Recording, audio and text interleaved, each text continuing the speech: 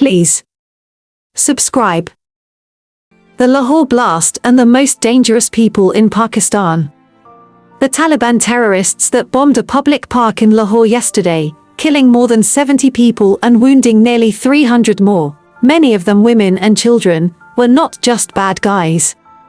They were members of Jamaat-ul-Ahrar, perhaps the most bloodthirsty and maximalist terrorist faction in Pakistan. It is a status the group can proudly claim even after US drone strikes and nearly 2 years of aggressive Pakistani military operations in the North Waziristan tribal region have badly degraded the capacities of the Pakistani Taliban, TTP. Jamaat-ul-Ahrar, originally the Mohmand tribal agency branch of the TTP, split off from the parent group in 2014, in part because of its virulent opposition to TTP efforts to pursue peace talks with the Pakistani government. However, Jamaat-ul-Ahrar is no small-time splinter group. It has attracted Taliban leaders from across the tribal belt and from the settled areas of Swat and Peshawar. Its official spokesman previously held the same position with the parent TTP. Incidentally, the group has also spoken approvingly of the so-called Islamic State.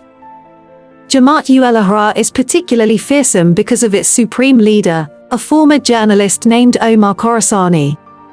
In a profile of Khorasani back in September 2014 for War on the Rocks, I described his macabre accomplishments, which include incorporating female suicide bombers into the TTP's tactical repertoire, ordering the execution of 23 Pakistani paramilitary soldiers at the very moment when the parent TTP was exploring peace talks with Islamabad, and staging a series of daring strikes on the Pakistani state, including a brazen assault on multiple airbases in Balochistan. I also highlighted his various boasts and threats, which have included vows to seize Pakistan's nuclear weapons, threats to attack Pakistan's media, once conveyed in a mocking letter to the Committee to Protect Journalists and Reporters Without Borders, and warnings to target Prime Minister Nawaz Sharif and opposition leader and cricket hero Imran Khan. Since that profile was published, Jamaat-ul-Ahrar has continued to terrorize Pakistan even as the country has otherwise enjoyed a relative lull in terrorist attacks. These include strikes on a court in Peshawar, a church in Lahore, and on the border crossing at Wagah, near India.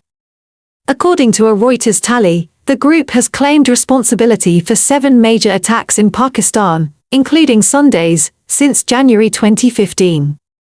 Pakistan has made considerable progress in its fight against terrorism, with deaths from terrorist violence having diminished significantly over the last year or so. And yet the Jamaat-ul-Ahrar horror show provides a sobering reminder that Pakistan remains vulnerable to breathtakingly brutal assaults.